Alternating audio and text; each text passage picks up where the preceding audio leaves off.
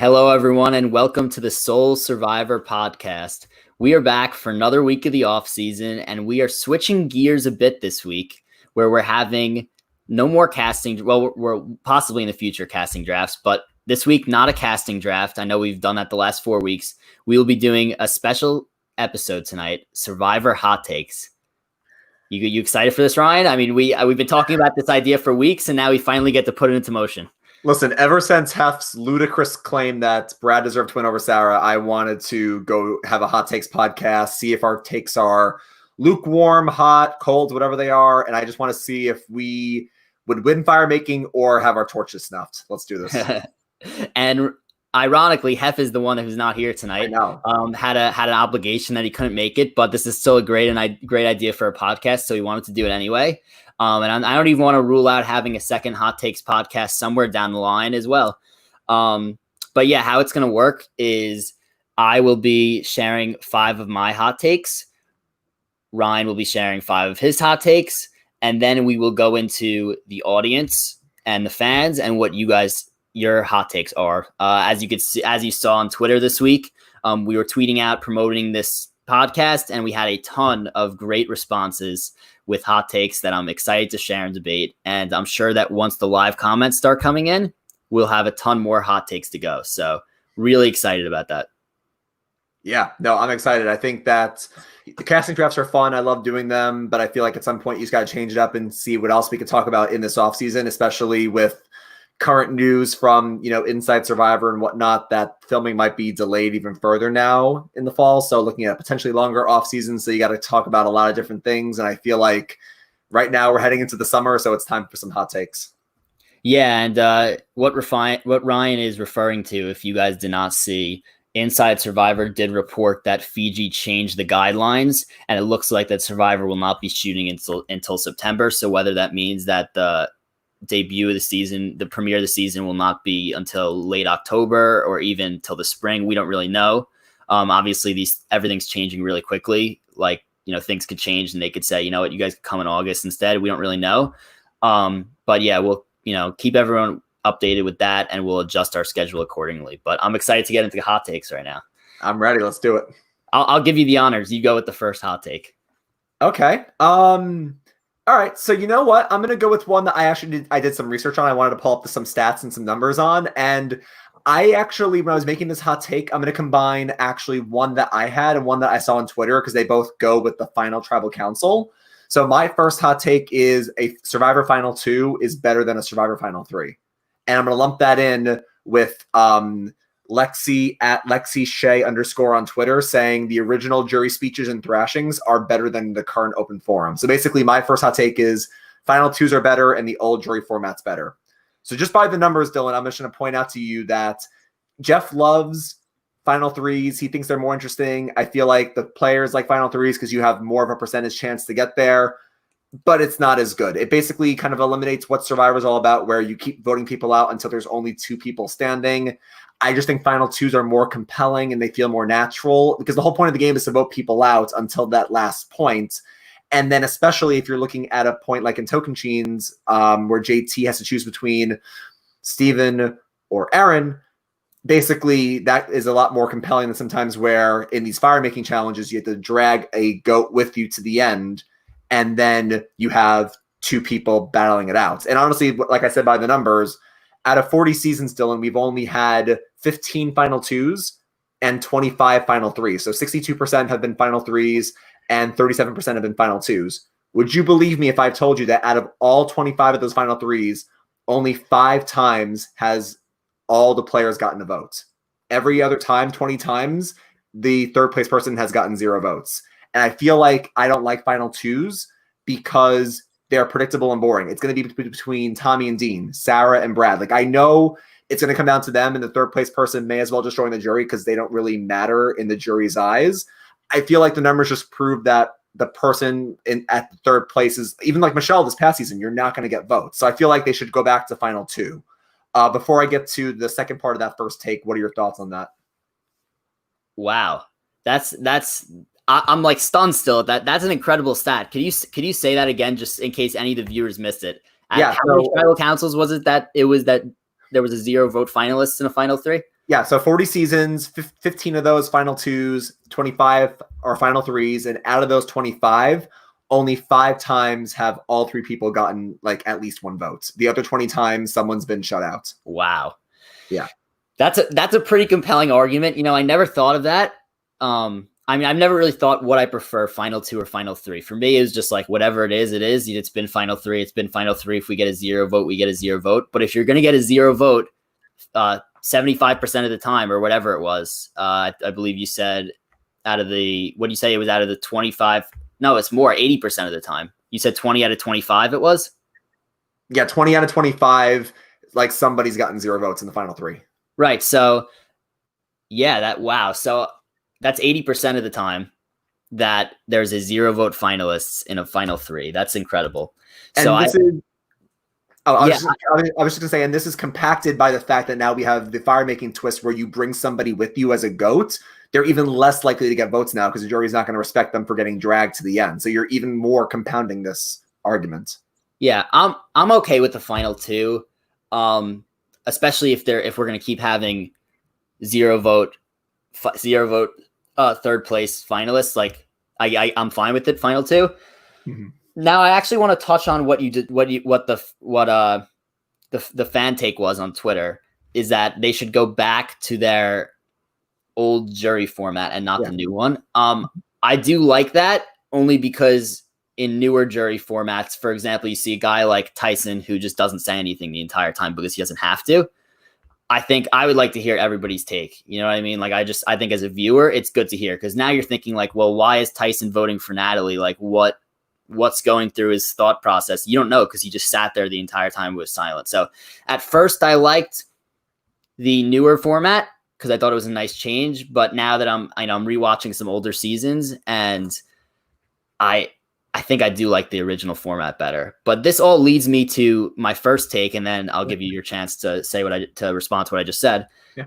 My first take was that I really, really like the Final 4 fire making challenge. And I know that that's a hot take because I've heard that a lot of people dislike it. But, I'll give you a chance to respond to all that, what I just said. Yeah, just to get to your first hot take, I do think in the overall community that is considered very controversial. I feel like, obviously it was very controversial in Triple H because the contestants didn't know it was coming. And that was just completely unfair to Chrissy. We've covered that a lot of times. The players, if you're playing a game, whether it's Survivor, whether it's football, like you need to know the rules before you step onto the field. Like that's just common sports courtesy. But obviously then from then on, the contestants all knew that fire making would be at the end.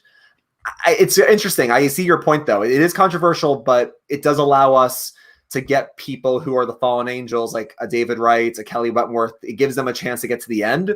But I feel like, it defeats, again, that core purpose of Survivor where your purpose is to vote people out. And if you get voted out because you're a big threat, you could have managed your threat level a little bit better. I know Adam Klein says that all the time. So I feel like it gives those people a chance to get there. But, and maybe if you were playing the best game, you shouldn't be being perceived as playing the best game until you get to the jury and you showcase what you were able to do. I just feel like it still breaks the game a little bit. And it still, again, to my first point, leads us to those moments where someone gets dragged to the end. But I do see why it could be obviously exciting TV. I know first and foremost, this is a TV show.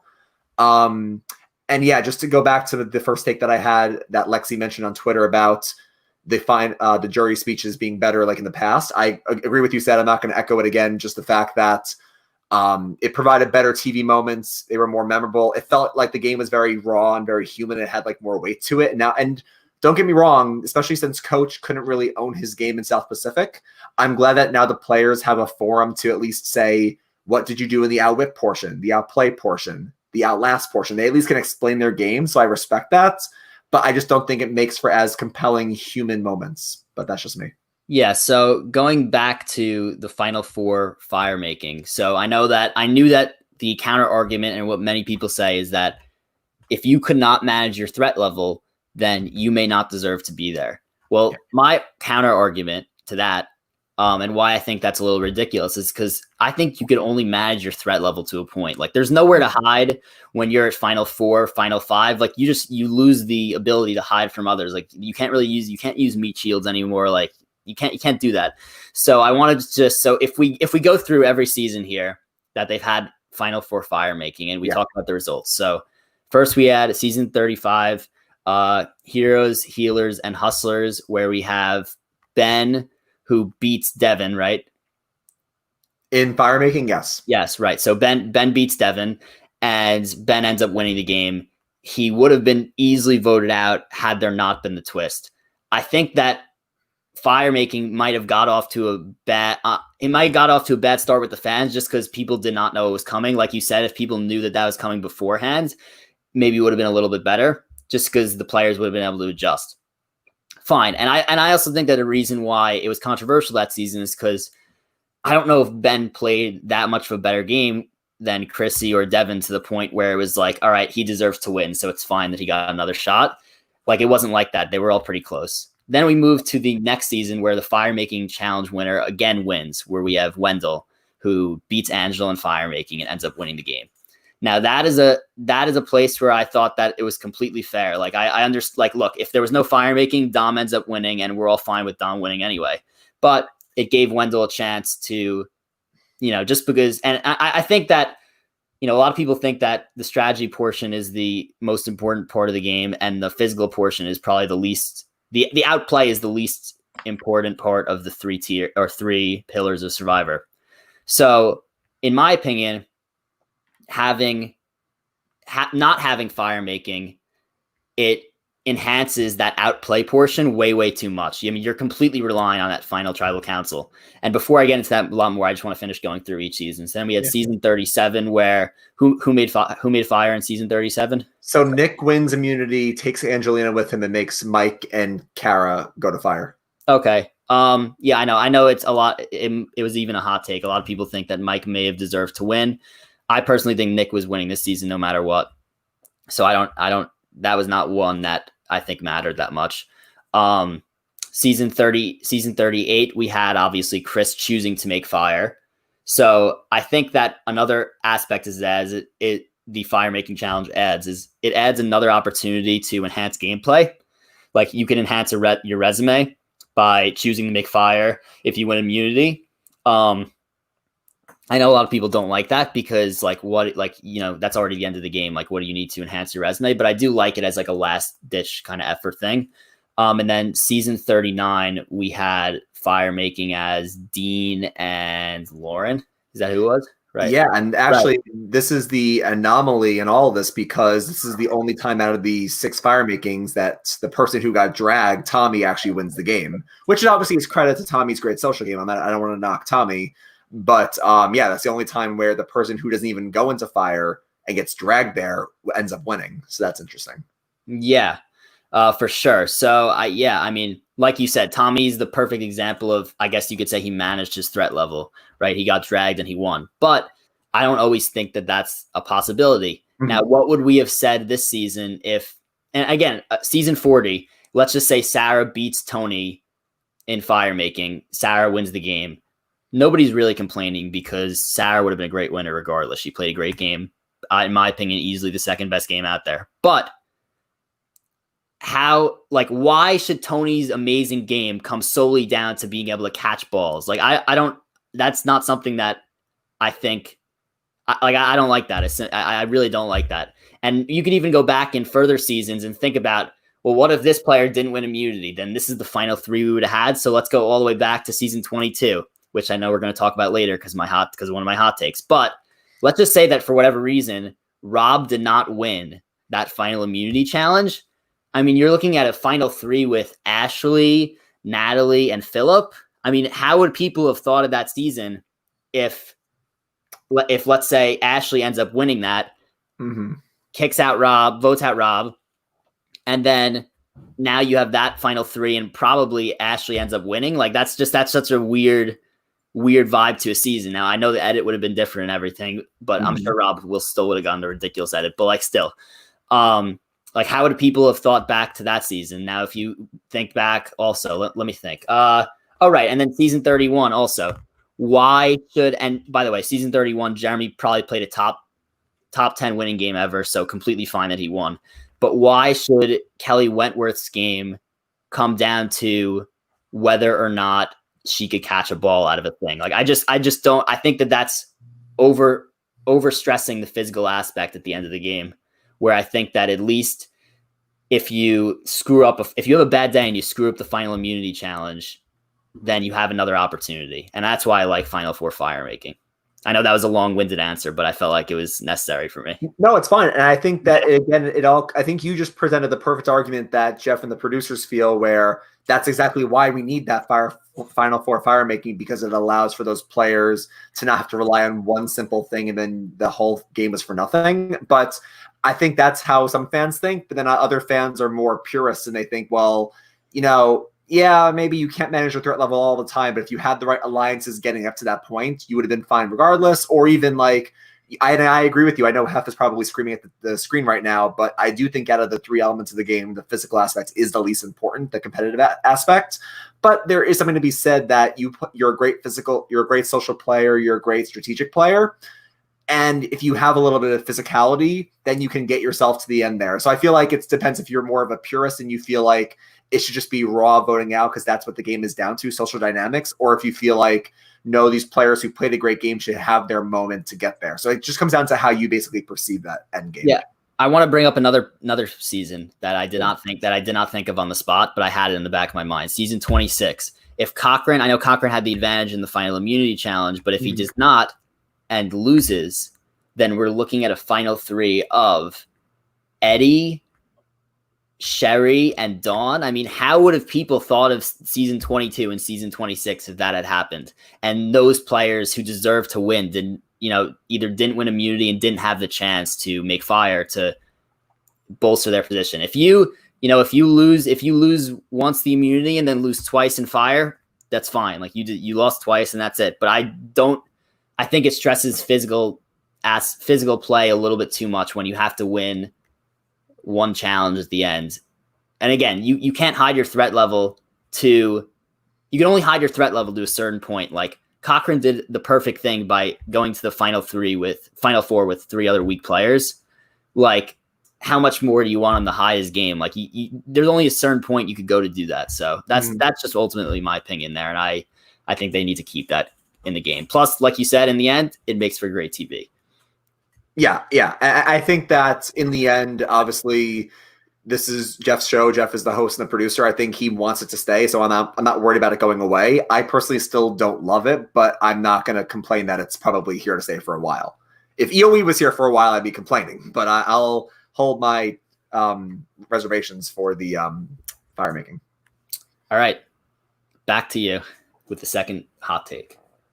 Yeah, I had a different hot take. I was going to say second, but I'll just go natural and segue from what you said. I actually had on here that I feel like Nick Wilson probably did not deserve to win David versus Goliath, and either Mike White should have won that season or the most deserving player didn't get to win that season. I feel like one underreported story that we hear all the time in interviews, whether someone is interviewing Davey or someone's interviewing Gabby or Christian, Nick was going to be voted out at that first tribal council if Pat didn't get medevaced. I know some people can say, that's armchair quarterback, and it's like kind of saying, well, you're changing the narrative a bit, but it's corroborated by a lot of people that Nick just was perceived, because I think Pat, Jessica, Carl, B, and Davey had a solid group together, and they kind of felt like Nick wasn't really pulling his weight around camp, and I feel like they would have swayed Christian to their side, or maybe even Gabby or Elizabeth, and I feel like if Pat doesn't get medevaced, Nick is likely the first boot, and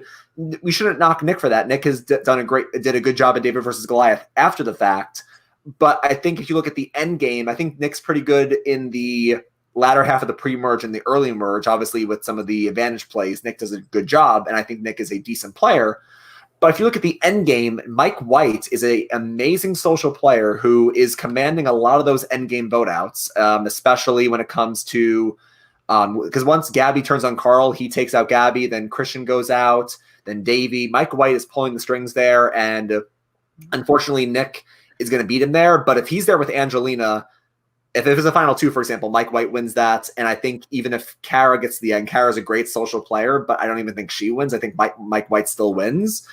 And Nick, I'll mention this later when we cover Sarah Lacina, but I credit a player to how much control you have in the game. Now, I know Hef would argue, well, I like an underdog story. If you had to fight for it, like you have a great story. And I commend underdogs completely.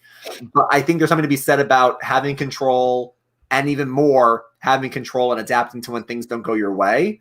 And Mike White basically controls those vote outs where Nick is left out of a couple of key vote outs. Nick is left out of the vote when it comes to Davey, and he's left out of the vote when it comes to Christian as well. And Mike doesn't even get a vote until the final 5. So I feel like my hot take would be Nick shouldn't have won David versus Goliath. It should have been Mike White or even someone else. Yeah, and interestingly enough, the first fan take that we had on Twitter was from Liam Andel. The first tweet I sent out. Yep. I don't know if it's controversial, but give Mike White the David versus Goliath win. So this is interesting that you bring this up. I need to rewatch David versus Goliath because in real time I don't. So obviously now that we're doing the podcast and stuff, I'm analyzing each vote a lot more than I used to. So I would need to go back and evaluate for me to judge and say that Mike White should have deserved it over Nick. But yeah, I think it's an interesting point that you bring up that his social game was incredible. And maybe as a casual fan or as a super fan without a podcast, I should say, I maybe did not realize that, where now as I'm digging a little bit deeper and we're doing this podcast, maybe I would think otherwise. So I personally always thought Nick should have won, but I'm interested to rewatch that season at some point and look at that again. Yeah, no, absolutely. I think David versus Goliath is an amazing season. It's one of those that will always be good on a rewatch. And I don't, again, not to go on a tangent, but I don't want to be tainted by Winners at War because I think I might be coloring my opinion of Nick based on how he performed in Winners at War when I should just be looking at his win in the moment.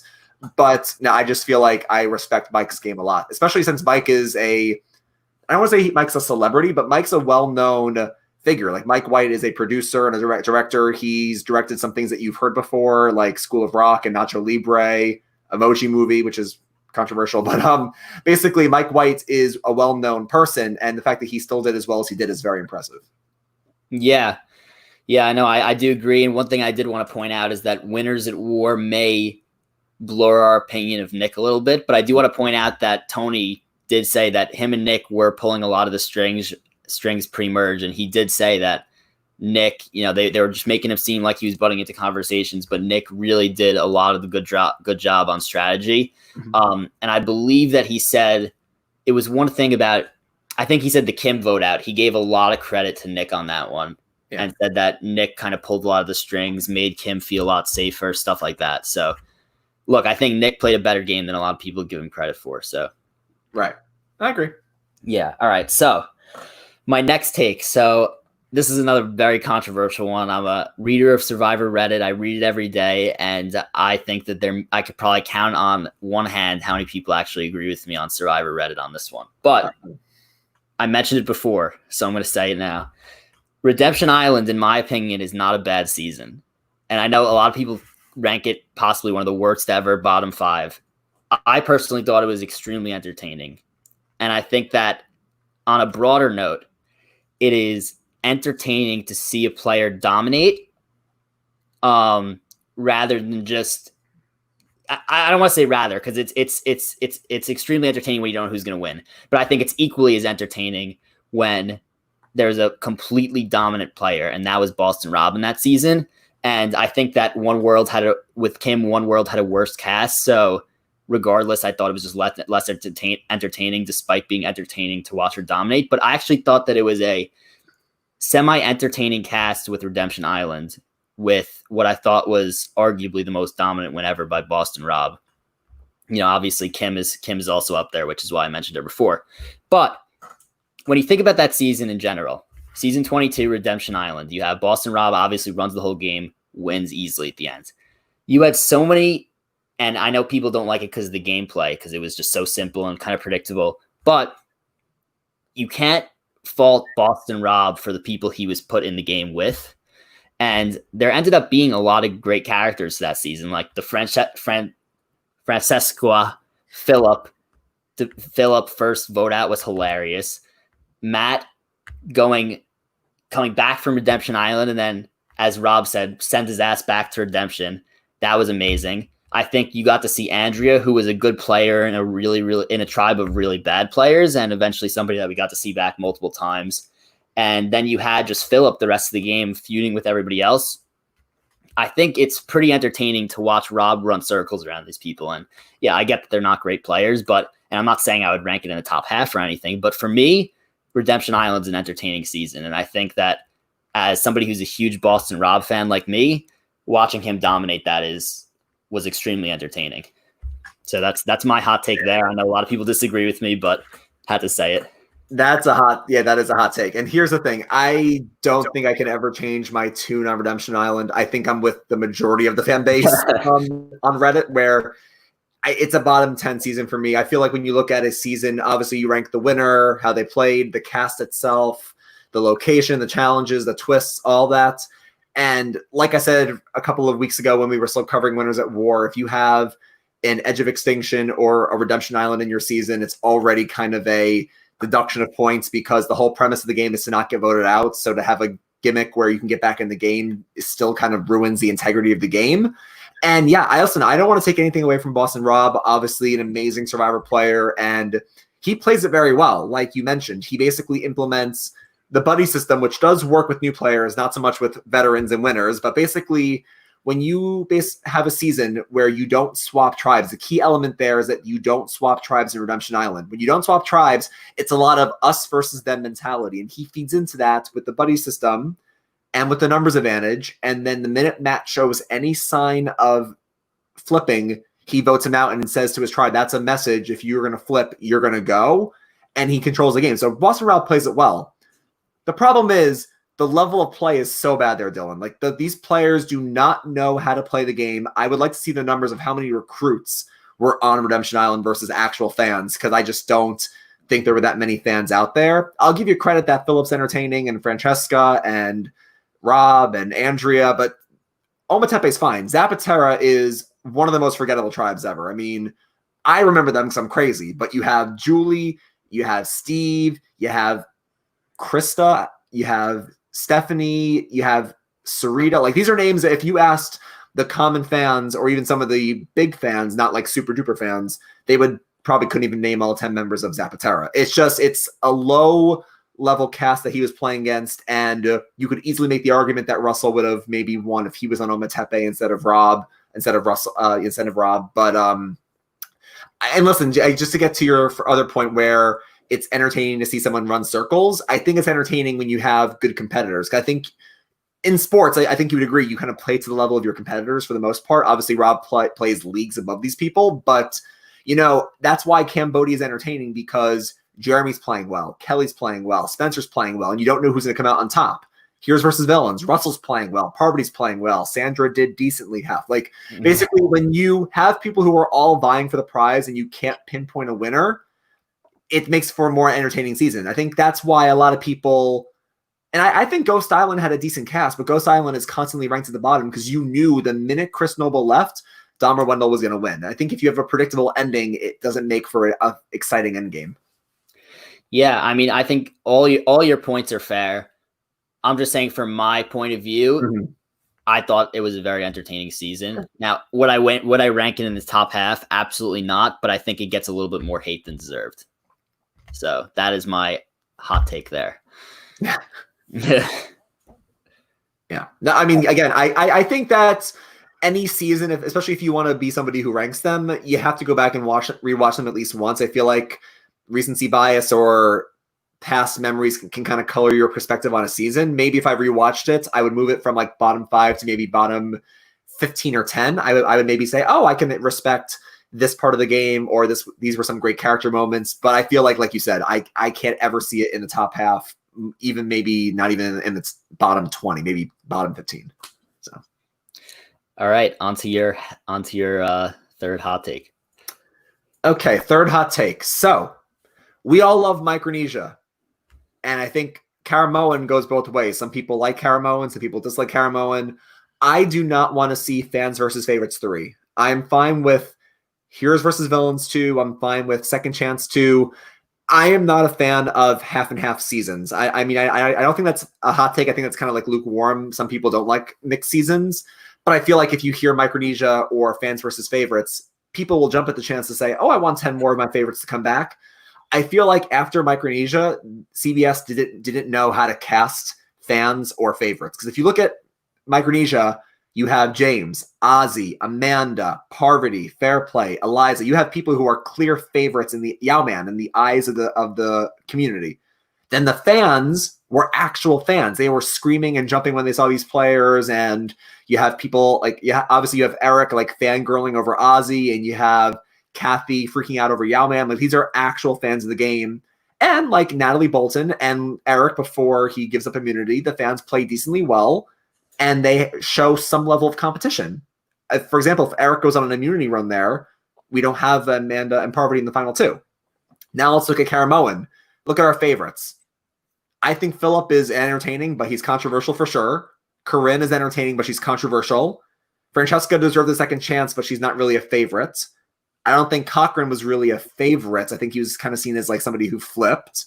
And then you have obviously Malcolm and Andrea are great. I can't say enough about Malcolm and Andrea, but then you have Brandon Hance. Like, these are not really favorites. And then the fans were some of the worst tribe in history. Again, like Zapatera, the fans in Karamoan are almost all forgettable, and they put up no fight against the favorites. So I don't want to see fans versus favorites 3. Yeah, this is one that I have to agree with.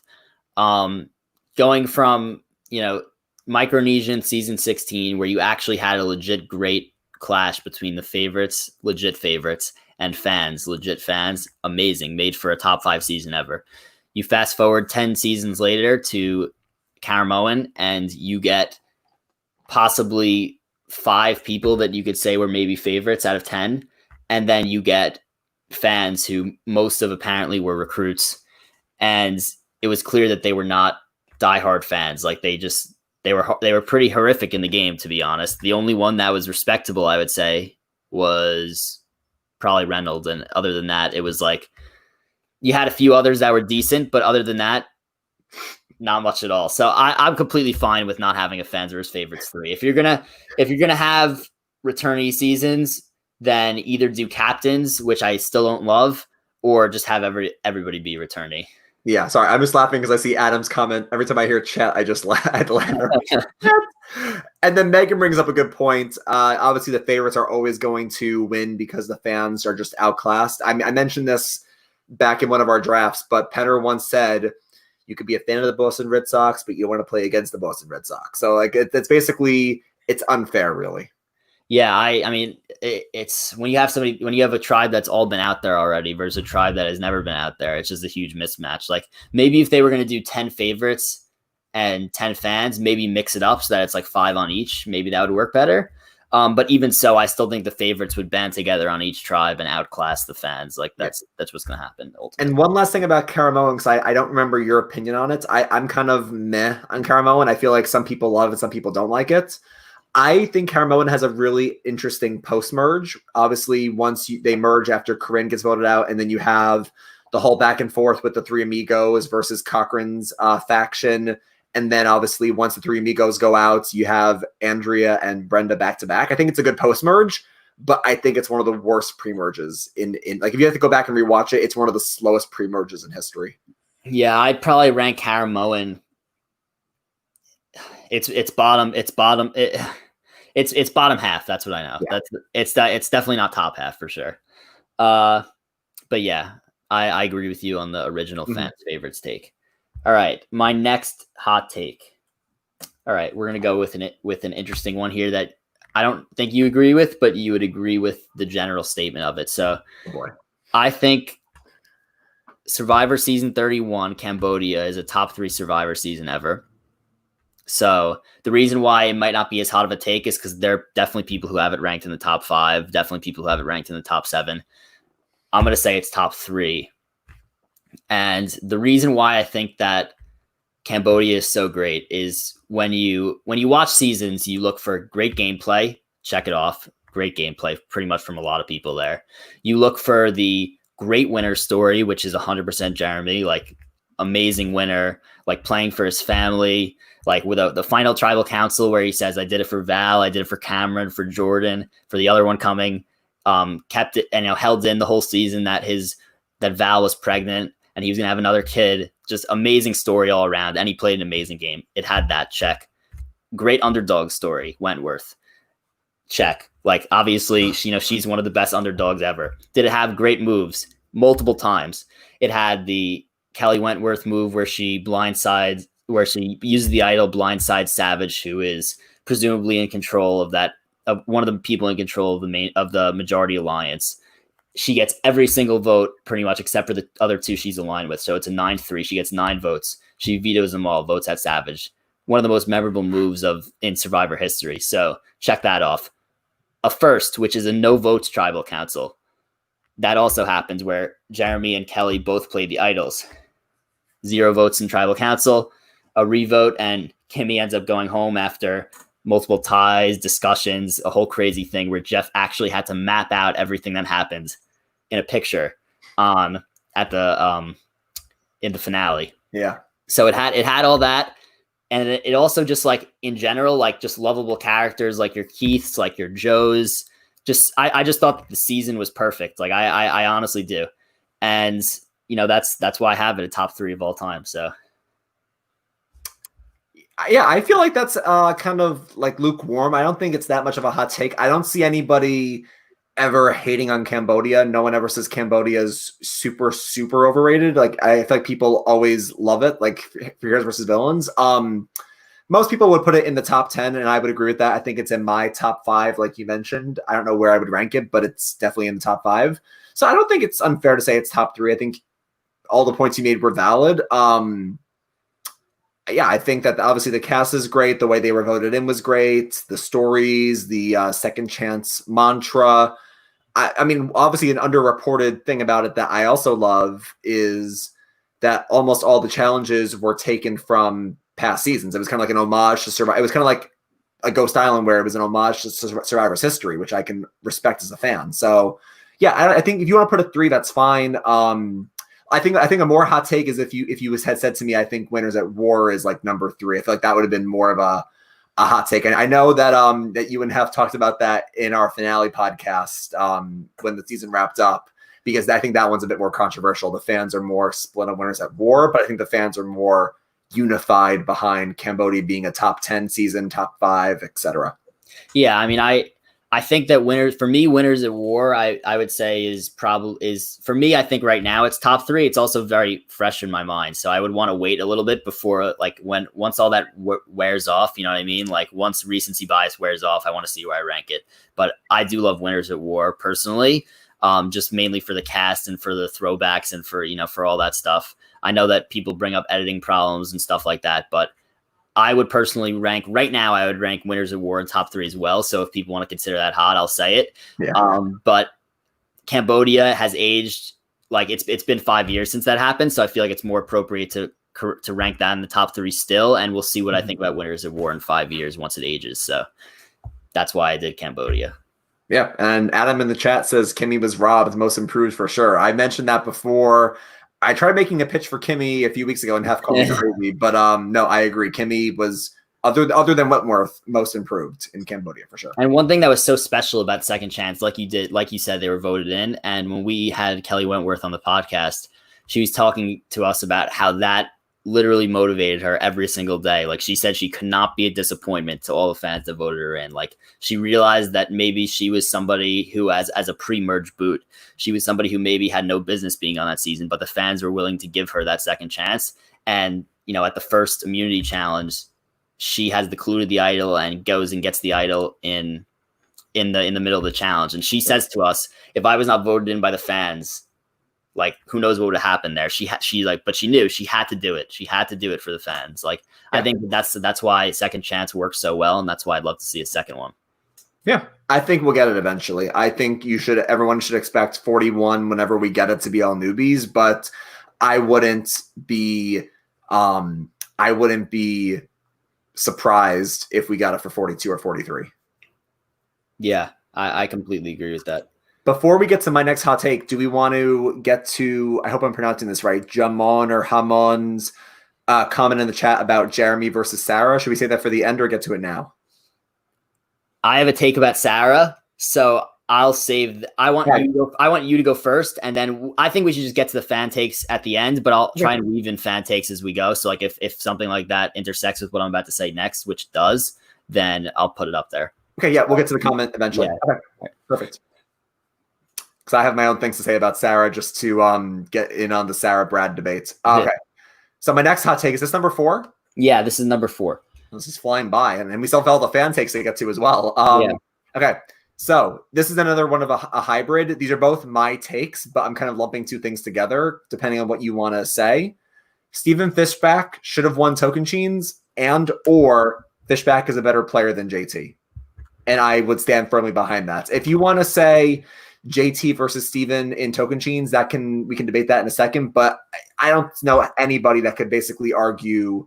I mean, granted, some people still love JT, so maybe they'll call that a hot take, but you compare Steven's next seasons to JT's next seasons and even the knowledge of the game, JT doesn't hold a candle to Stephen Fischbach. I think Steven, honestly, is one of the best runner-ups in Survivor, if not one of maybe the best 0-vote finalist. I'm not counting Michelle because Michelle already won, even though Michelle was also a 0-vote finalist. But Steven has a knowledge of the game. In the pre-merge of Tocantins, one of the most unspoken things that happened. And honestly, I wonder if this broke Exile Island is Steven and Taj form a cross Exile Island alliance with Brendan and Sierra on Team Vera. And we didn't see Exile Island for a long time after this. I think we saw it in San Juan del Sur when people were sent there for an idol clue, but we really didn't get like old school Exile Island again, because I think the players like Steven figured out, along with Taj, that if we have to send one person from our tribe to exile, one person from their tribe, then we can just form a cross-tribal alliance, and we can be protected by our alliance on our own tribe. And then when we get to the merge, we'll have members on the other tribe to protect us as well. And then we can vote whichever way we want to vote, and then we will run to the end together.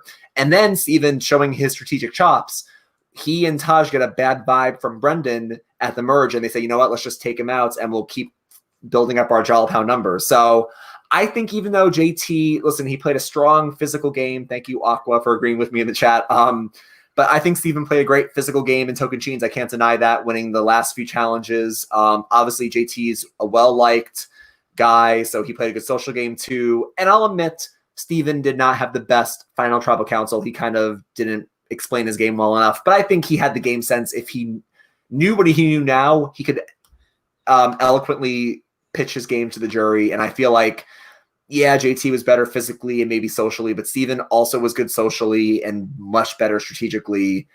And I just think overall he's a better player and maybe should have won Tocantins. Yeah, I think it's very interesting because I was scrolling on, I alluded to Reddit multiple times, but I was scrolling on Reddit yesterday and there was a poll. I don't remember who it was between, but it said the player in Survivor history who most hurt their reputation from their either second time or multiple times after. And it's got to be JT. I mean, the way he went out in Heroes, Villains, and Game Changers, both times were just so brutal.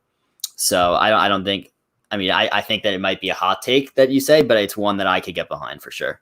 Yeah. I mean, listen, again, I know people will still defend JT's win. I think even Steven will defend JT's win. I think Steven is one of the biggest JT fanboys still out there. And I love Stephen Fischbach.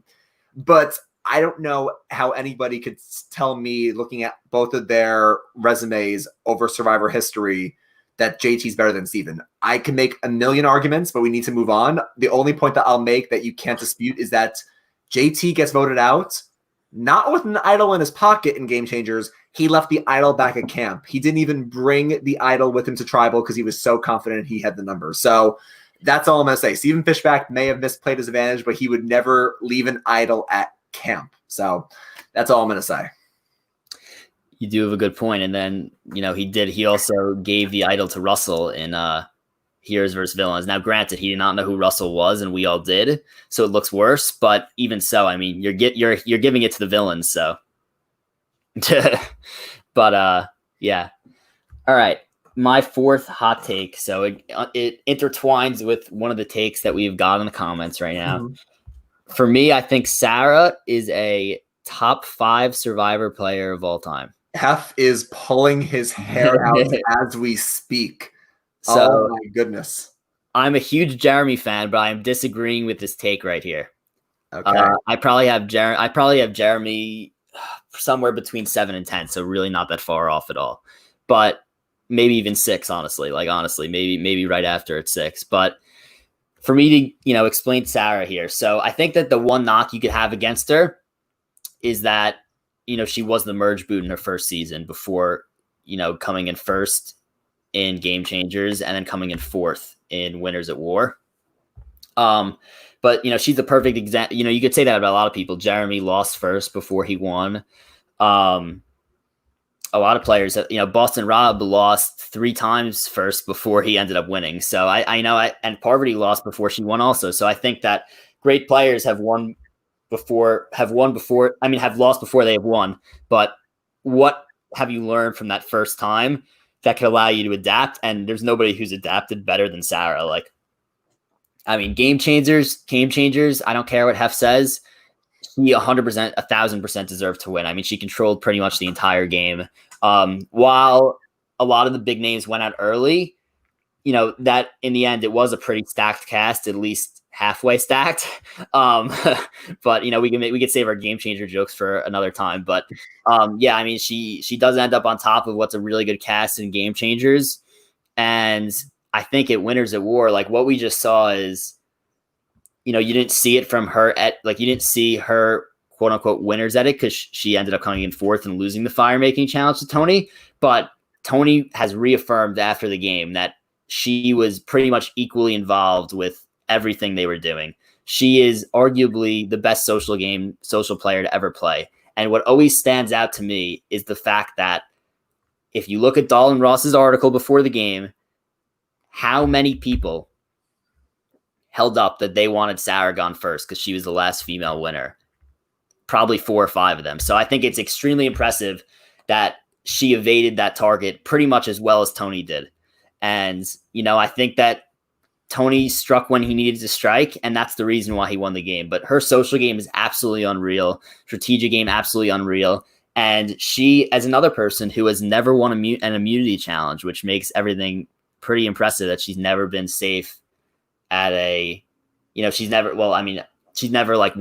had the necklace around her individual immunity. So look, I think Sarah, not only one of the best social players of all time, but I have her in the top 5 and better than Jeremy, despite the fact that I love Jeremy and still have him in the top 10 pretty easily.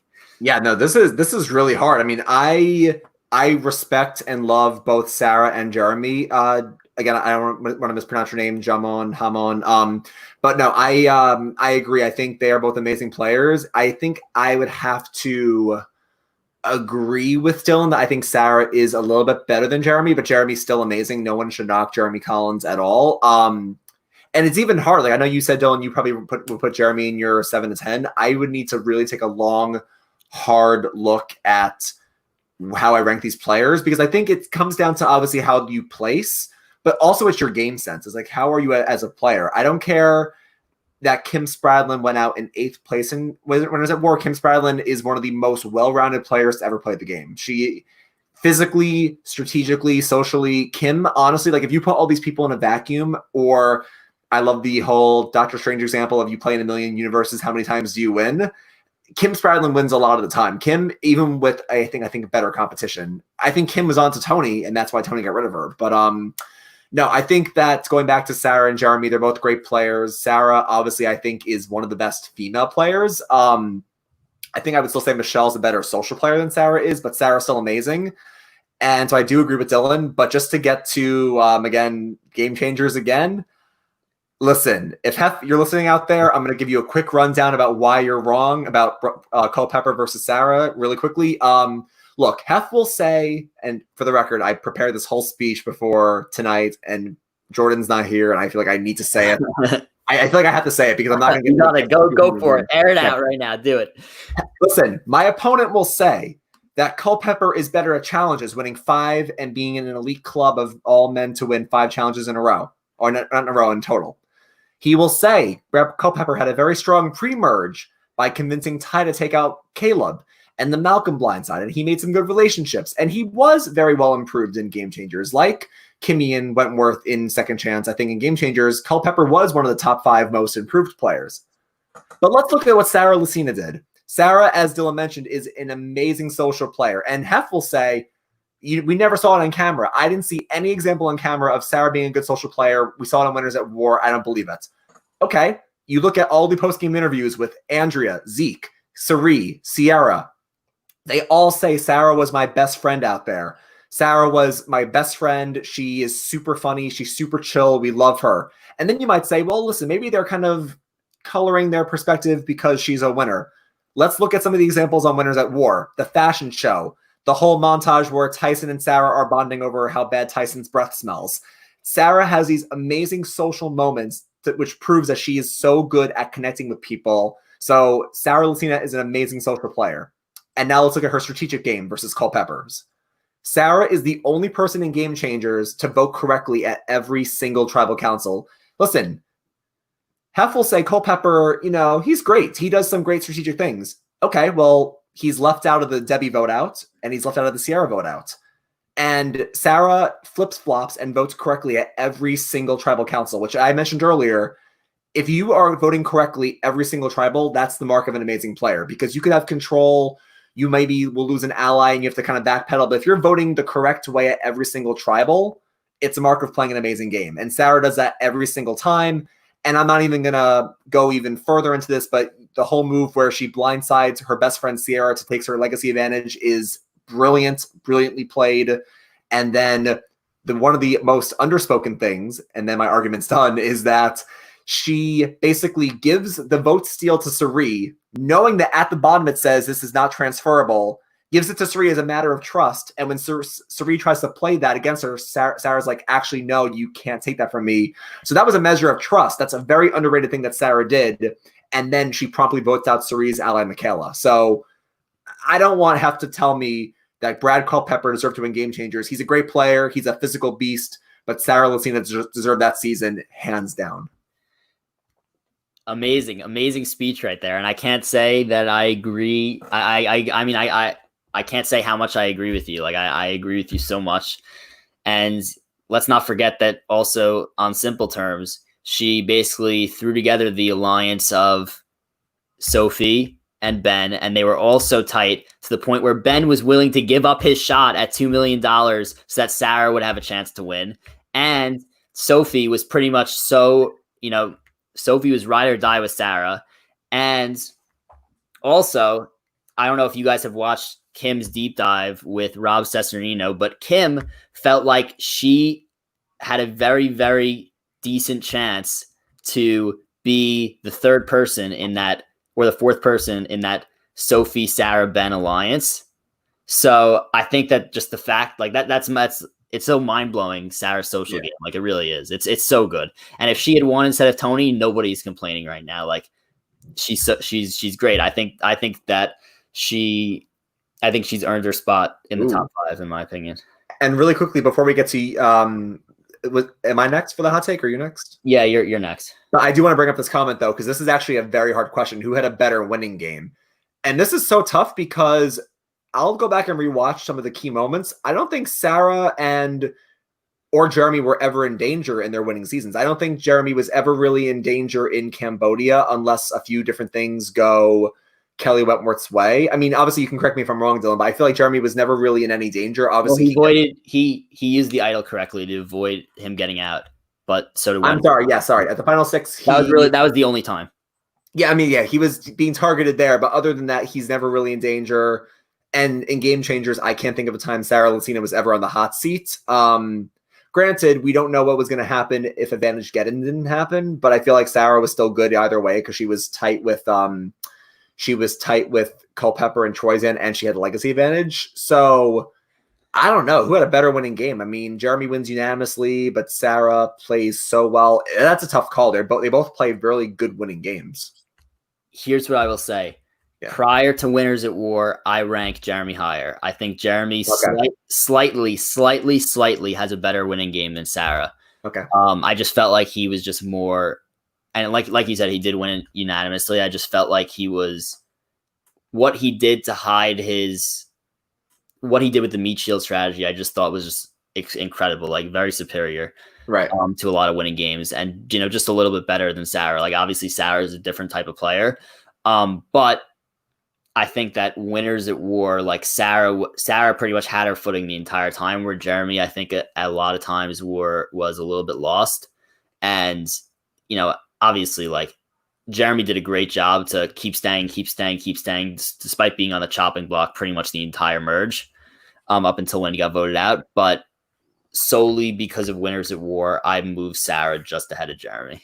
That's all. But I would say that Jeremy had slightly a better winning game. So yeah, totally fair. All right, your fifth hot take. So I wanted my last hot take to be a season, like what's an underrated or what's an overrated season. Same with me. So okay. So I actually I feel like you might have one of mine. So I'll let you end with that.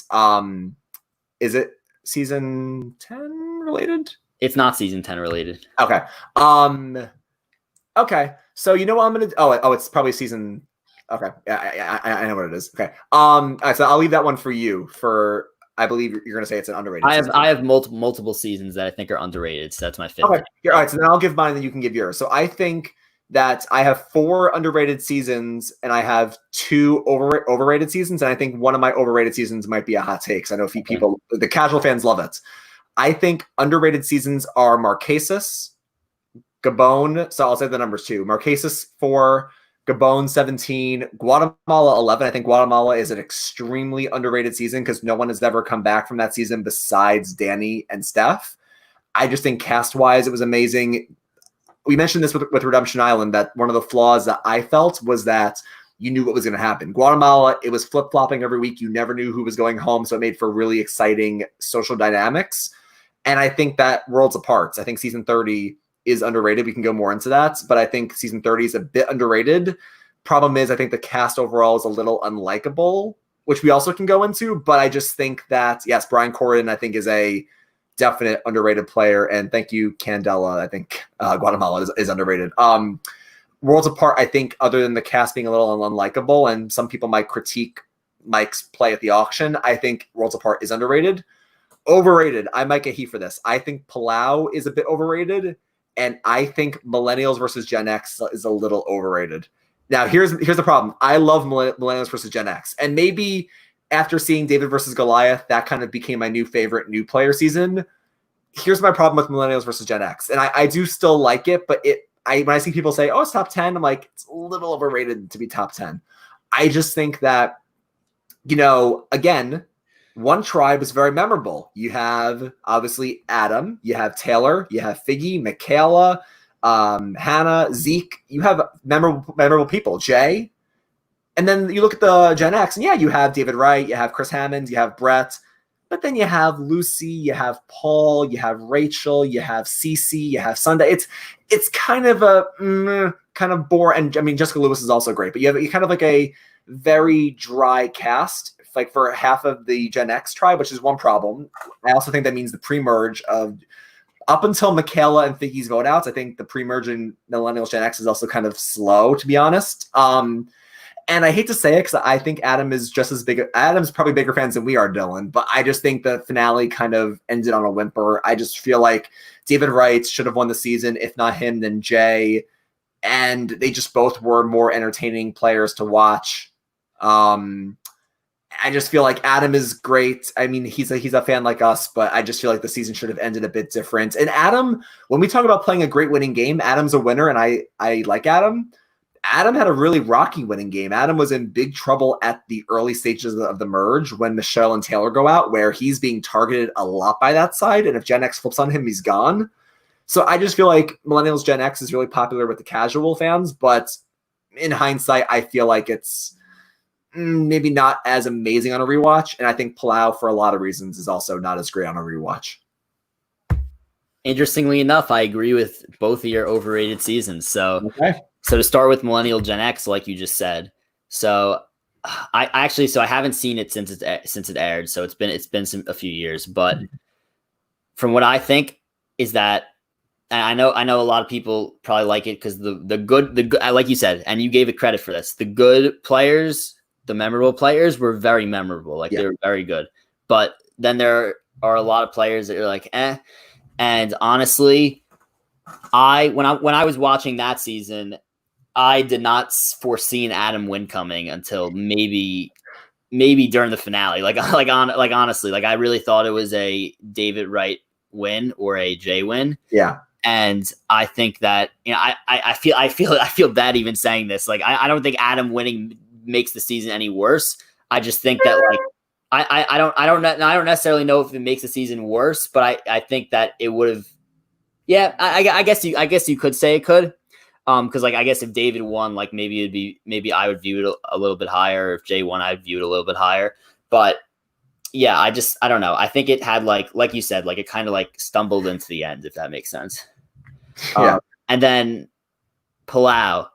Yeah, I think I've seen this season ranked in the top 10. Like, no way. Like, absolutely not. Like, I can't see it. Just because the pre-merge of that season, like, some people say, like, oh, like, well, you could look at it and say it's the only time that a tribe has been basically completely eliminated.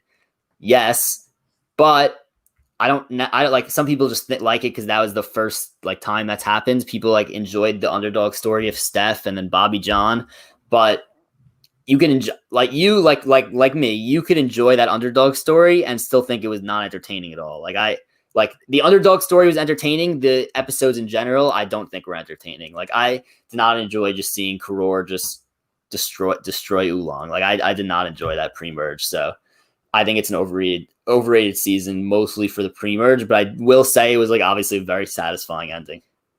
Yes, no, obviously I think that's why people love it, because it's a satisfying ending. Tom Westman is obviously a very solid, well-rounded player. And it's important for the history books with Oolong's story. But yeah, it's just, I think actually a common trend that we've brought up a lot today is the cast. I know whenever we rank seasons or we rank different elements of the show, it really does come down to how good is your cast. Because you could have great blind sides and gameplay, or you could have great locations, but if the players themselves aren't really fun to watch, it doesn't make for great television. And I just feel like with Palau, both Karor and Oolong have some real big sleepers in their midst. Like, when we rank seasons like Heroes versus Villains, Cambodia, David versus Goliath, some of our favorite seasons, Cagayan, they all have amazing casts. Very few, if any, like, bad picks on the board there. They're all amazing characters, all amazing to watch. But then when we get to some of these seasons that we're kind of overrating, like Palau and Millennials Gen X, or like obviously Redemption Island, or some of these other seasons,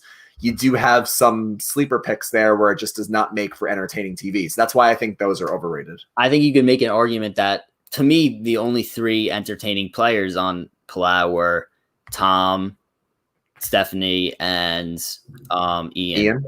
And then I think that, like, yeah, you could say Bobby John is up, obviously comes back in Guatemala, but yeah, I just thought it was an underwhelming cast. But then, like, obviously you have like three or four greats, so that's why people love it ultimately, and it was a great winner.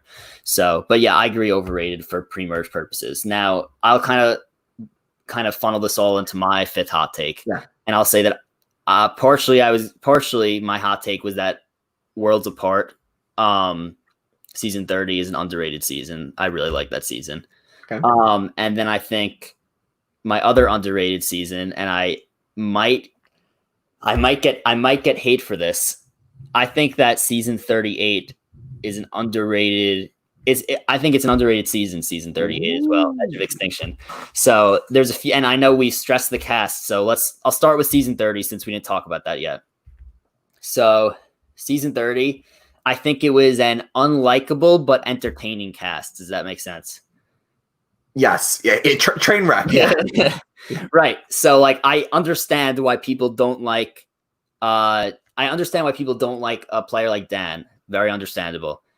First of all, he was just, like, some of the things he said were ridiculous. Second of all, he's arguably one of the worst Survivor players ever. Just, like, his strategic game made no sense at all. Like, going in, he jumped from the minority to the majority to the point where, like, he was going to be the next person voted out. It just didn't make any sense. Like, and it was for such a dumb reason also. Like, yeah, Mike made a bad social move, but, like, play the game and stop harping on that one thing all the way through.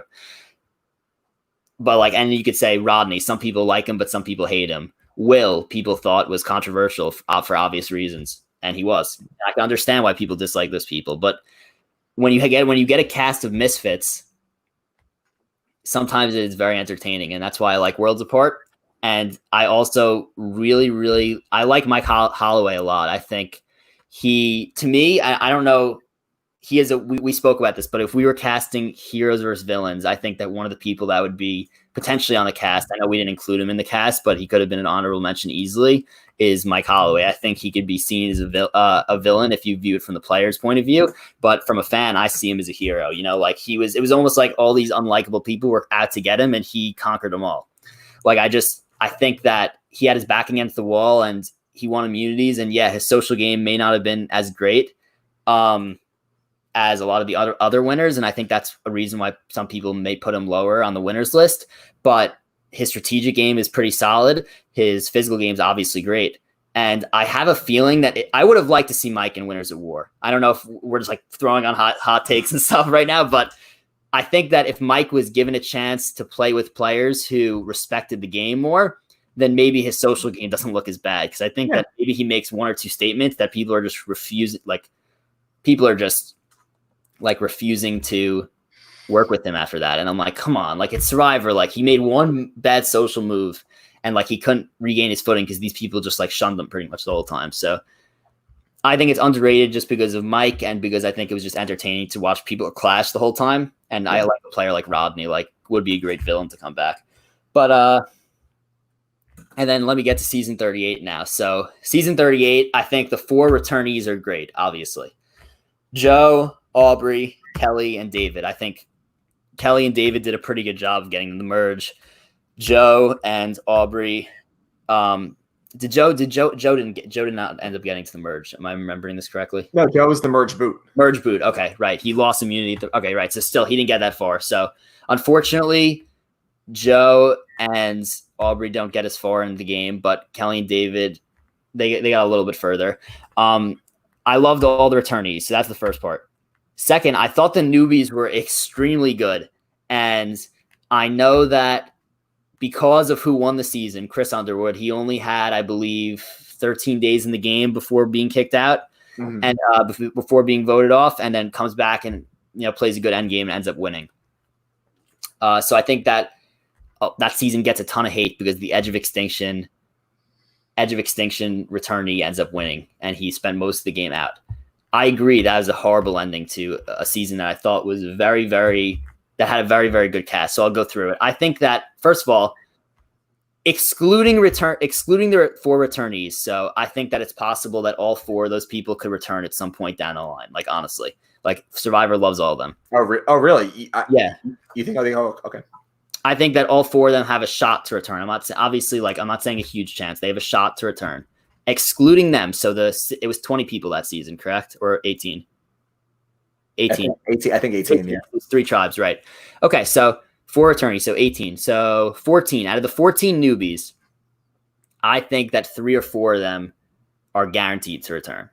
And that's my prediction from this cast. That's why I think that it's an underrated cast, underrated season. I think Devins is a lock to return.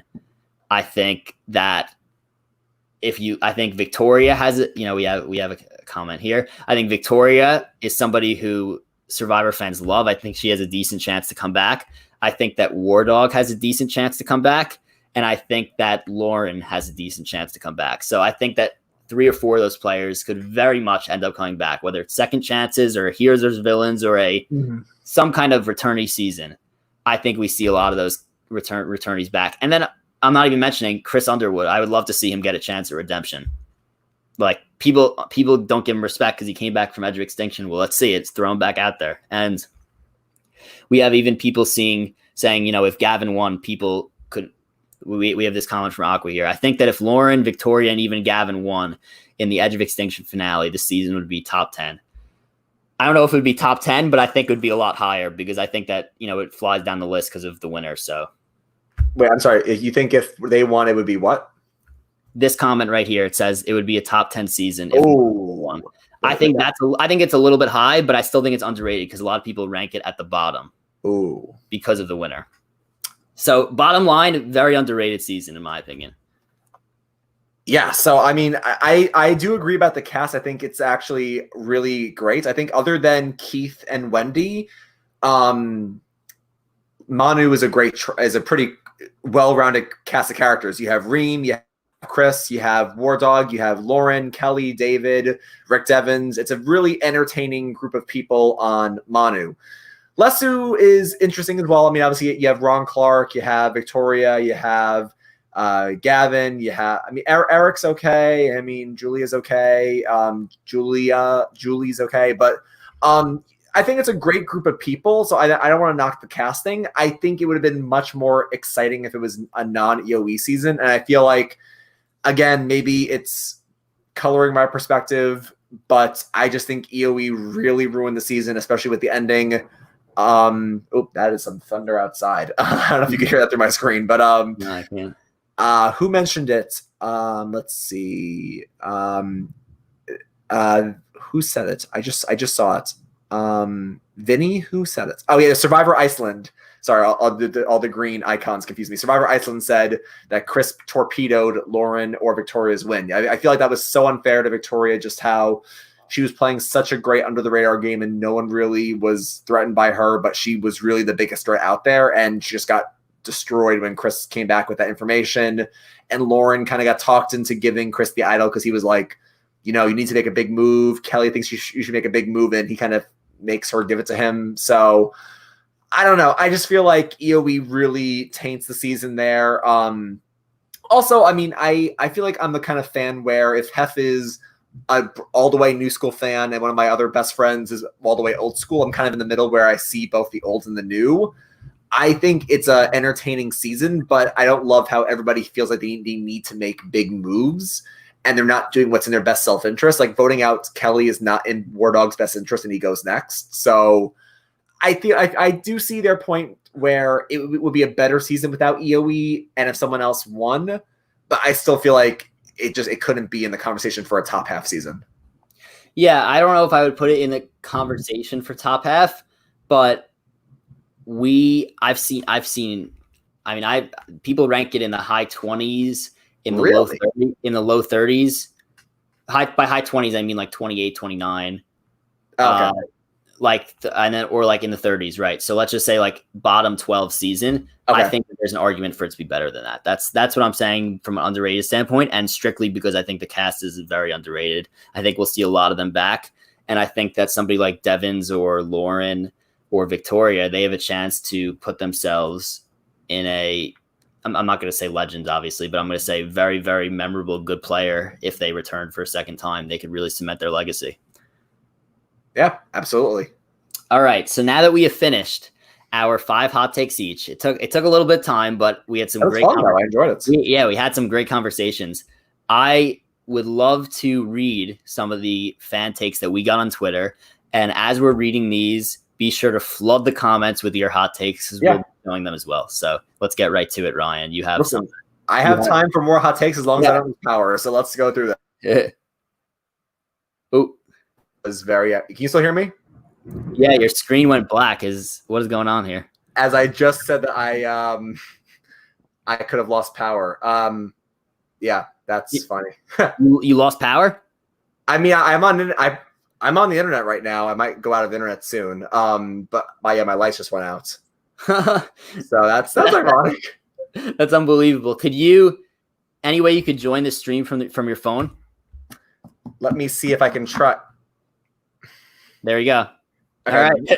All right. This is Hef right now because we insulted Brad Culpepper. He's outside. All right. Let's get to the tweets before powers start going out again. Okay. So I'm gonna pull up something from Twitter. You said? Yeah. Let's see. Somebody on Twitter, and I'll mention their name just so they get full credits.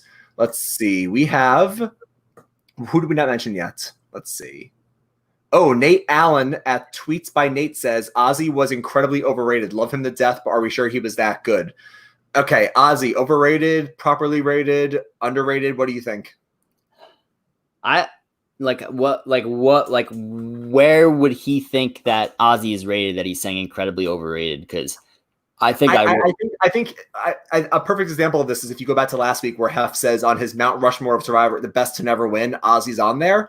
I mean, Ozzy obviously is a great challenge competitor. No, exactly. No way. I agree. Yeah. So, I mean, I think that me and you would properly rate him. Like, I don't would he be on a legend season? Probably not. But could he be considered a legend? Like probably borderline. Like, you know what I mean? Like I think that he's on the borderline. Like he's one of the original great physical players, challenge beast. Is his strategy that great? Honestly, probably not. Like if he had won season 23, it would have been because he'd won challenges on Redemption Island, fought his way back in, made good relationships, and like, yeah. So I think I have him properly rated. I would say he's probably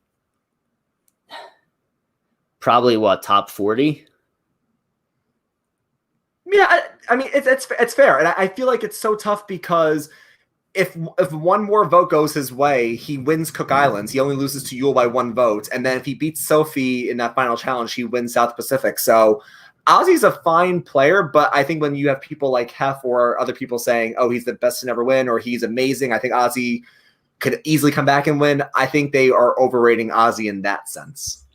Right, and I didn't even mention Cook Islands. You mentioned Cook Islands, I mentioned South Pacific, and then going back to Game Changers when he played most recently, like he did not get a lot of airtime compared to the other seasons. Like he wasn't much of a factor at all. So yeah. Okay. Next comment on Twitter, we have, this is going to be kind of close and personal to us. Calgary fan at Ogie488 says Russell Hantz is a top 5 Survivor player of all time, should have won his first 2 seasons. So I will agree with half of that really quickly. I agree that there's a thunder. Really quickly. I think he should have won Samoa. I agree with that. Ogie, a Calgary fan, I think he definitely should have won Samoa. Heroes versus Villains, I think he played a very strong game, but lacked that social element. And I think Parvati should have won that season instead of Sandra or Russell. And then because of that, I would not say he's a top 5 player. I think Russell is great. Obviously, we were on his podcast. I think Russell is great strategically, and he knows the game very well. But I think because of that social element that he could add to his game, I can't say he's a top 5 player. He's a great player, but not top 5. I would probably rank Russell in the top 15, but I would not say top 5. And I think the reason for that is because of that social game. Should he have won season 19? Yes. Should he have won season 20? There's a case, but because of social reasons and somebody who was sitting next to him, that 2 people sitting next to him that played solid games, I think that there's a case that he should not have won that season. So I would have been fine with Parvati winning that season. Sandra, we could debate that another time. We've debated it before, but yeah, he deserved to win at least once. And then season 22, he had such a huge target on his back that he couldn't even avoid it. But I would love to see Russell play again. So yeah, we'll have to see. Oded Hellman at Oded Hellman on Twitter says Amanda Kimball is easily a top 5 player.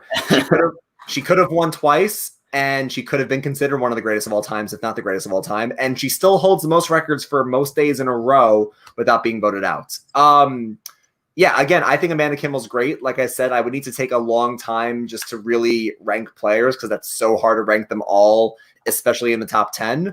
But I think Amanda Kimball is great. Obviously, Russell talks about how much of a threat she is and how she could have won some of her seasons, and she was a big player in Heroes versus Villains. So I don't know if I would say Amanda is top 5 because, again, she lacks that instinct to get the win at the end there because she doesn't own the game in China or Micronesia. But I think Amanda is great. If you're going to rank top 10, top 15 female players of all time, Amanda is easily in that conversation.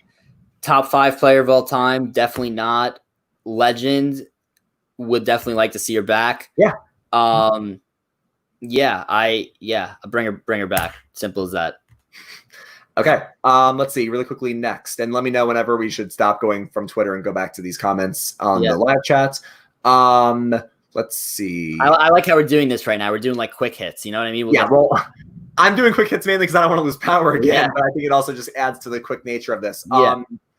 There's a couple of different Sandra takes. I feel like we talked about Sandra a lot, especially with Hef, so I don't want to go into all the Sandra opinions, but you either love Sandra or you think she's overrated. It's one of the two. I like Sandra. That's my opinion. Let's see really quickly. What else? Ooh, Dylan, somebody says Pearl Islands is one of the most overrated seasons of all time. I think that's controversial. Horrible take. Brutal take. It is a hot take though, so I give you credit for commenting it. Yeah, I love Pearl Islands. I think it was a new school season way before its time. Like honestly, like it had a it even had the bizarre it even had the bizarre twist to give it that new school feel with the outcasts.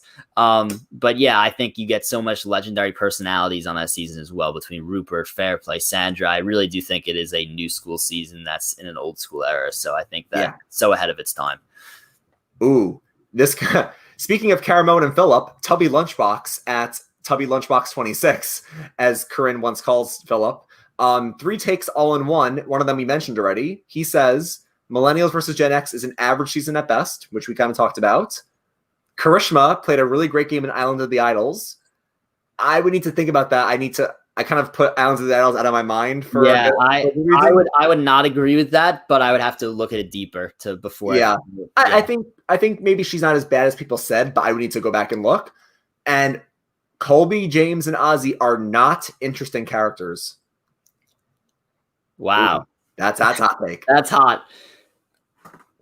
There's just I can't agree with it. I mean, I'm watching China right now. First episode, you have James being asked, "What do you do for a living?" and he just looks at I believe it was Leslie, and he's like, "I bury people." I bury people. I mean, come on. I mean, the guy's unbelievable.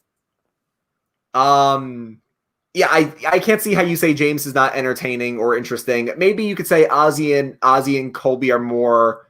I mean, Colby's a legend, but maybe you say Ozzy's more of just a challenge competitor. He's not that interesting at camp. But no, James Clement is one of the most funniest players in Survivor history. That's a hot take. I can't agree with it. Any more opinions? Let's see. Ooh, Monica Culpepper. Oh, this is from Andrew Heffler. Although I think this is just on purpose. Monica Culpepper is better at Survivor than Brad Culpepper. That's hard because, like I mentioned before, ironically, husband and wife place both on the same days when they play the game. They both get voted out on day 14, and then they both make it to day 39. I think they're both great in their own right. I don't know who I would say is better. I think, I guess just from their second showing, Brad is maybe a little bit better than Monica, but that's just my opinion. Yeah, I'd probably rank Brad slightly higher. But I think it's probably closer than a lot of people would think. Mike Amiri at Jarvis1928 says, hot take, Rob is so overrated. People act like he's like the god of Survivor. I did talk to the guys about this off the podcast. Obviously, Boston Rob is a legend, but maybe a little overrated. I feel like after some of his other showings, you can't say top 3. Obviously, I think you could say top 10, but maybe not as high as he once was. Is that hot or no? I don't think it's a hot take because realistically, he's played 5 times. He's won once with one of the most dominating games ever. But like you said, he didn't play with a great cast. Mm-hmm. Personally, I have him in my top 5 for a lot of reasons. Like I just think he's Boston Rob. But if you did not want to call him top 5, I would understand it. Okay, that's fair. I was very anti that, and I've come more around to it lately. Gotcha. I'll just read one more comment in Twitter. Let's see. Ooh, somebody says, Austin says on Twitter, ooh, everyone's going to hate me for this. I don't like Heroes versus Villains. I don't like how the heroes pretty much rolled over and died, and it was kind of boring. That's a hot take. I guess to play devil's advocate, the only part that I could maybe see what he's saying is that after JT gets voted out and blindsided, it kind of goes like Candace and then Danielle, then Amanda and Rob. It does get a little bit more predictable, but I think it's just still so entertaining in terms of the characters. Russell blindsiding Danielle and then Rupert trying to bluff with a rock in his pocket. I think you can't knock Heroes versus Villains, but I see what he's trying to say. Yeah, I mean, I have Heroes Villains ranked number 1, so it's my number 1 or 2. I think a lot of people do. So I can't agree with that, but I agree that the post-merge, it got a little bit slower than the pre-merge. Okay. So I don't have any more hot takes from Twitter, but Candela in the comments mentioned a hot take from Debbie Warner when Debbie is asked by Entertainment Tonight or whatever when they're getting interviewed pregame, they asked all the players who does not deserve to be here, and she says Sari, and I almost wanted to jump through that screen and say to Debbie, like, why are you here? Saying that Sari Fields does not deserve to be on Game Changers. I feel like the Debbie, like the Debbie clip right now where she's like, and I'm pissed. That's us right now. Also, I know we off the podcast, but we talked about Haley Ford, and I know you're not a fan of Haley Ford and how she shouldn't have been on Game Changers, and I agree. Haley Ford actually low key has some, I feel like, good game sense. Obviously, I don't think she's obviously amazing for obvious reasons, but I feel like, Dylan, do you remember in those pre-merge questions they asked who doesn't deserve to be there? Do you know who she said? Did she say herself? She said me. So you know what? I give her credit for that. Interestingly enough, when Troy Zan was on a podcast with Russell a few weeks ago, he said that Russell asked him, or either one of the fans or Russell, they said, who is somebody that you've played with that nobody would think is good, that is good? And he said, Hallie. Yeah, I don't think she should have been on Game Changers, but like, I feel like she's not horrible. She's fine. She's fine. Yeah, I agree. All right. Do we have any other hot takes? Oh, here's one from Aqua. So we have hot take. A runner-up season would be more interesting to see than a legend season. I don't want to. These could be two casting drafts that we do in the future. Definitely legends, maybe runner-ups. So I do not want to spoil who we would have on those seasons, but interesting. We'll have to jump back to that once we actually cast both. Yeah, I think that's actually really interesting. I think that, like you mentioned, Legends will do a casting draft eventually, and that's going to be people that everybody agrees across the board. They're legends, not like Game Changers. These are all people that we can agree on. They are legends. So that would be fun to watch for that reason. But I feel like when everyone's mentioning Victoria and people who you want to see back because they deserve another chance to play, I think runner-ups could be very interesting given the group of people that you have to play with. Yeah, for sure. Mm-hmm. All right. So any last good hot takes before we get into what we're doing next week? I don't see any more hot takes, but I thought this was great. Yeah, I mean, if you have any other opinions on anything that's been said, it's on a before we'll let people take the time to get some comments in here before we completely end it. So anything else you want to say? From me? Yeah, anything else just in general? No, I thought this was great. Like I mentioned at the top of the podcast, I thought that it was nice to take a quick break from the drafts and explore another element of Survivor, which is the hot takes and the opinions that we have as fans. And I feel like if there's enough fan desire for it in the comments, either here or on Twitter, if people want to see us do another hot takes or a different discussion type podcast or rank different things, let us know. We'll be happy to come back and explore it. Yes, if you think about any hot takes that we left out or you forgot to comment later, be sure to comment on this video. Be sure. I love it. As I'm promoting us right here, we have hot takes, Soul Survivor Pod, greater than any other Survivor podcast out there. Absolutely. The hottest take of the night, Zaid. The hottest take of the night. Absolutely love to see it. We love it. Thank you, Zaid. Okay, but back to what I was saying. Yeah, if you have any hot takes that you forgot to comment or that pop into your brain later, be sure to comment on the video with that, and we will look at it. Be sure to tweet it at us if you want. Also, be sure to like this video. Be sure to subscribe to us. It really helps us. And now to get to what we are doing next week, we are having a special guest on. It is not a former Survivor contestant, but it is a former casting worker for CBS. Her name is Lenny Weisberg, and she has worked with CBS casting before with Survivor. So what we're going to do is we're going to pick her brain on how the Survivor casting process works, what she did behind the scenes. And, obviously I'll put on Twitter another thing where you could comment and question, you could question and you could basically fill out a forum and questions for Lenny, and any casting questions you have in general, just like be free to tweet it at us and we'll ask her next week. And maybe I'll even start a Google form or something like that if we could get questions in there, or you could just tweet it at us like this week. So yeah, that is what we're doing next week. Next week, we're kind of going to jump right back into casting and talk about what goes into that. And then we'll probably go and follow it up with casting drafts again. Yeah, I'm looking forward to what we have coming up next. Yeah, very exciting. And hopefully we get some more positive Survivor news soon, despite the negative news today. But otherwise, we're just going to have to stretch out casting drafts or hot takes all the way until when the season starts. So looking forward to the rest of the offseason.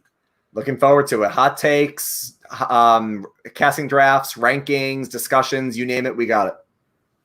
All right. See you guys. Thank you for listening.